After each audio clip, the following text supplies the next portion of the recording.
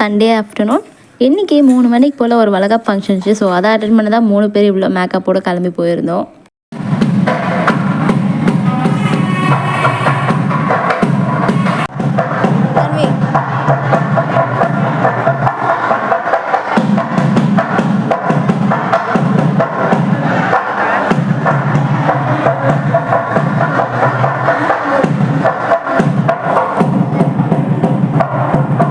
தன்விக்கு என்ன ஆச்சுன்னு தெரியல, அமைதியாக உட்காந்துட்டே இருந்தா. ஸோ அதுக்கப்புறம் மோளெல்லாம் வாசிக்கவும் மேடம் பாயிட்டாங்க. அதுக்கப்புறம் ஃபன் பண்ணிட்டு இருந்தோம். எல்லாரும் நலங்கு வச்சு முடிக்கும். நாங்களும் போய் நலங்கு வச்சுட்டு மொய்யெல்லாம் கொடுத்துட்டு சாப்பிட்டுட்டு சண்டே முடிஞ்சிடுச்சு அவ்வளோதான் நினச்சி வீட்டுக்கு வந்துட்டோம். என்னோட சைல்ட்ஹுட் ஃப்ரெண்டு ஒருத்தவங்க ரொம்ப நாள் கழிச்சு இன்னைக்கு கால் பண்ணி வா இன்னைக்கு ஈவினிங் போல் பார்க் போகலாம் அப்படின்னு சொல்லிட்டு கூப்பிட்டுருந்தாங்க. ஸோ அதனால் நாங்கள் 3 பேர் அங்கே போயிட்டு அவங்க கூட ஜாயின் பண்ணியிருந்தோம். அங்கே போய் சேர்ந்ததும் தன்விக்கு ஒரு ஃப்ரெண்ட் கிடச்சிட்டானா. ஸோ என்னோட ஃப்ரெண்டோட சன் கூட செம்ம ஜாலியாக 2 பேர் விளையாடிட்டு இருந்தாங்க. அதை பார்க்கும் போது எங்களுக்குமே செம்ம ஹாப்பியாக இருந்துச்சு. ஏன்னா நாங்கள் 2 பேரும் அவ்வளோ க்ளோஸ் சின்ன வயசில்.